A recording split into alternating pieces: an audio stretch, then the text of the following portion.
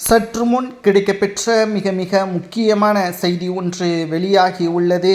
அதிமுகவில் இருந்து சுமார் 2500 பேர் கூண்டோடு ராஜினாமா கடிதத்தை எடப்பாடி பழனிசாமியிடம் கொடுத்துள்ளனர். இதற்கு மிக முக்கியமான காரணம், நேற்று செங்கோட்டையன் கட்சியிலிருந்து ஒட்டுமொத்த பதவிகளில் இருந்து பறிக்கப்பட்டதை தொடர்ந்து செங்கோட்டையனின் ஆதரவாளர்கள் இன்றைக்கு எதிர்ப்புகளை தெரிவித்து எடப்பாடி பழனிசாமி அவர்களுக்கு ராஜினாமா கடிதத்தை அனுப்பியுள்ளனர்.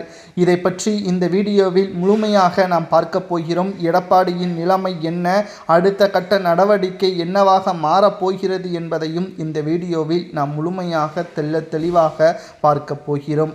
அதாவது, அதிமுக ஒருங்கிணைய வேண்டும் என்று 10 நாட்கள் கெடு கொடுத்த செங்கோட்டையன் அவர்களை 2வது நாளிலேயே செங்கோட்டையன் அவர்கள் வகித்து வந்த பதவியில் இருந்து முழுமையாக எடப்பாடி பழனிசாமி அவர்களால் நீக்கப்பட்டதும், ஜனநாயக முறைப்படி எந்த ஒரு கேள்வி கணக்கும் இல்லாமல் மன்னராட்சி போல் நடந்து கொண்டதன் காரணமாக எதிர்ப்புகளையும் தெரிவித்து அந்த பதவி பறித்தது மகிழ்ச்சியே என்பதையும் செங்கோட்டையன் அவர்கள் வெளிப்படுத்தினார்.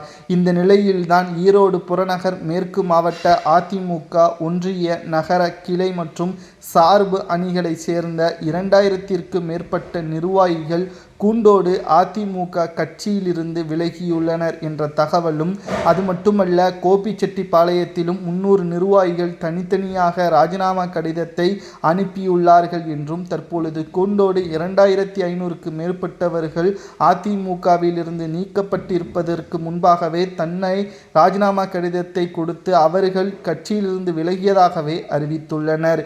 இதனால் என்ன நடக்கும்? தற்பொழுது சட்டசபை தேர்தல் நடைபெறுவதற்கு 7 மாதங்கள் தான் இருக்கிறது.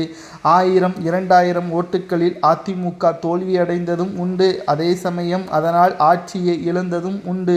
தற்பொழுது எடப்பாடி பழனிசாமி அவர்கள் இதேபோல் தொடர்ந்தால் பல்வேறு மாவட்டங்களிலும் 5000க்கும் மேற்பட்ட தொண்டர்கள் ராஜினாமா கடிதத்தை கொடுத்தால் அவர்களது ஓட்டுக்களையும் அவரது ஆதரவாளர்கள் அங்குள்ள ஊர் மக்களது ஓட்டுக்களையும் இழக்க நேரிடும். இது எதிர்க்கட்சி அந்தஸ்தை கூட அதிமுக பெறுவதற்கு கடினமான ஒரு சூழலாகவும் மாறும். தற்பொழுது செங்கோட்டையன் அவர்களுக்கு மீண்டும் அதே பதவியை வழங்க வேண்டும். இல்லை என்றால் அதிமுகவிலிருந்து மிகப்பெரிய அளவிலான கூண்டோடு தொண்டர்கள் விலகுவது உறுதிதான் என்ற தகவலும் கிடைக்கப்பெற்றுள்ளது. கட்சியிலிருந்து ராஜினாமா கடிதம் கொடுக்கப்பட்டது சரியா தவறா என்பதை கமெண்ட் வாயிலாக கூறுங்கள்.